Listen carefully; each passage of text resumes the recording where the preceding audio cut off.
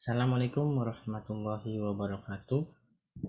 Perkenalkan, nama saya Wahyu Trihadi Wibowo dengan NIM 15036200009. Di sini saya akan membahas sebuah topik mengenai strategi atau model pembelajaran pada salah satu mata pelajaran di SMK pada ranah pendidikan teknik bangunan.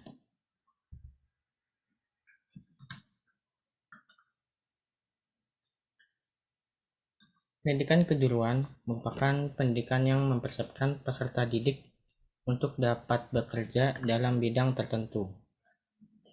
Pengertian ini mengandung pesan bahwa setiap institusi yang menyelenggarakan pendidikan kejuruan harus berkomitmen menjadikan tamatannya mampu bekerja dalam bidang tertentu. Sebagai bagian dari sistem pendidikan nasional, sekolah menengah kejuruan merupakan pendidikan menengah yang mempersiapkan peserta didik terutama untuk bekerja dalam bidang tertentu yang dapat beradaptasi di lingkungan kerja dan dapat melihat peluang kerja serta dapat mengembangkan diri di kemudian hari. Tujuan sekolah menengah kejuruan atau SMK yaitu direalisasikan dengan struktur kurikulum yang memuat 3 program, yaitu program normatif, adaptif, dan produktif. Selanjutnya, pendidikan kejuruan memiliki karakteristik yang berbeda dengan satuan pendidikan lainnya. Perbedaan tersebut dapat dikaji dari tujuan pendidikan, substansi pelajaran, tuntutan pendidikan, dan lulusannya. Pendidikan kejuruan bertujuan untuk meningkatkan kecerdasan, pengetahuan, kepribadian, akhlak mulia, serta keterampilan peserta didik untuk hidup mandiri dan mengikuti pendidikan lebih lanjut sesuai dengan program kejuruannya. Dikutip pada Jaya H 2012. Kemudian masuk ke dalam teknologi informasi dan komunikasi atau TIK merupakan topik yang berkembang dalam berbagai kebijakan publik, tak terkecuali dalam bidang pendidikan. Integrasi TIK dalam kehidupan sehari-hari mengubah hubungan kita dengan informasi dan pengetahuan. Peluang yang ditawarkan oleh penggunaan TIK dalam pendidikan begitu banyak jumlahnya, sehingga dapat mengarah pada pengalaman belajar yang lebih baik dan menarik. Efek ini tidak hanya terbatas pada ruang kelas, tapi juga transformasi model pendidikan. Contohnya seperti model jarak jauh ke model learning atau blended learning yang menawarkan pilihan baru dalam penyampaian serta peluang baru dalam layanan latihan guru dan dukungan lain.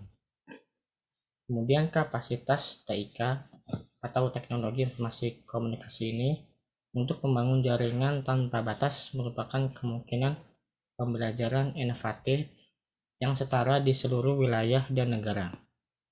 Kemampuan siswa untuk memanfaatkan TIK sudah menjadi kebutuhan baru untuk sistem pendidikan yang efektif.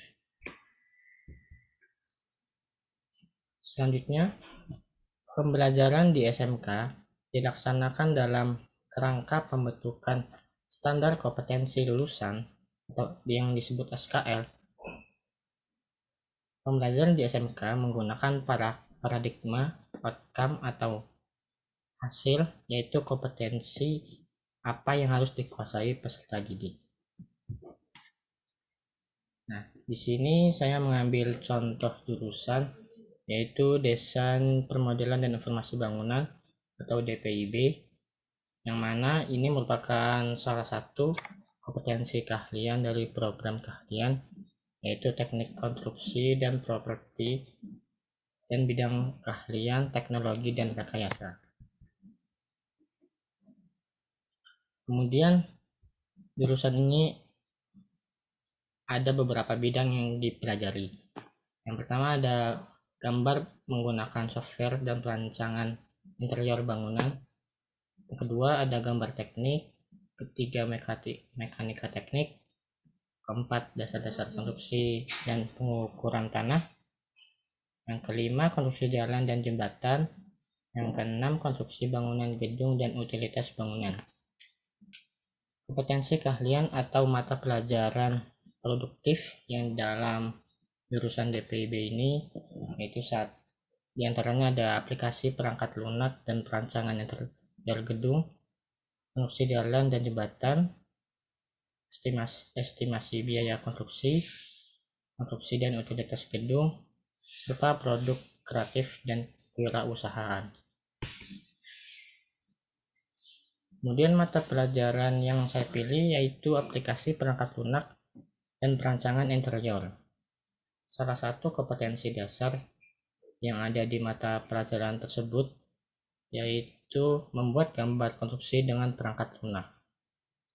Nah, bagaimana dengan strategi dan model pembelajarannya?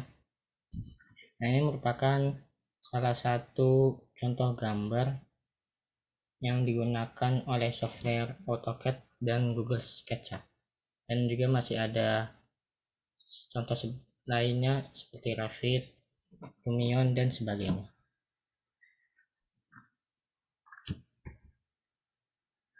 Nah, untuk model pembelajaran bisa digunakan yaitu pembelajaran berbasis proyek atau project based learning. Itu merupakan metode pembelajaran yang menggunakan proyek kegiatan sebagai media. Pendidik melakukan eksplorasi, penilaian, interpretasi, sintesis, dan informasi untuk menghasilkan berbagai bentuk hasil belajar. Project based learning atau pembelajaran berbasis proyek merupakan model pembelajaran yang terpusat pada siswa untuk melakukan suatu investigasi yang mendalam terhadap suatu topik. Siswa secara konstruktif melakukan pendalaman pembelajaran dengan pendekatan berbagai riset terhadap permasalahan dan pernyataan yang berbobot, nyata, dan relevan. Tujuan project based learning karena setiap model pembelajaran pasti memiliki tujuan dan penerapannya. Tujuan project based learning ini antara lain meningkatkan kemampuan peserta didik dalam pemecahan masalah proyek, memperoleh pengetahuan dan keterampilan baru dalam pembelajaran, membuat peserta didik lebih aktif dalam memecahkan masalah proyek yang kompleks dengan hasil produk nyata, mengembangkan dan meningkatkan keterampilan peserta didik dalam mengelola atau alat untuk menyelesaikan tugas atau proyek, meningkatkan kolaborasi peserta didik khususnya pada PJBL yang bersifat kelompok. Sekian dari saya, kurang lebihnya mohon maaf. Semoga bermanfaat. Wassalamualaikum warahmatullahi wabarakatuh.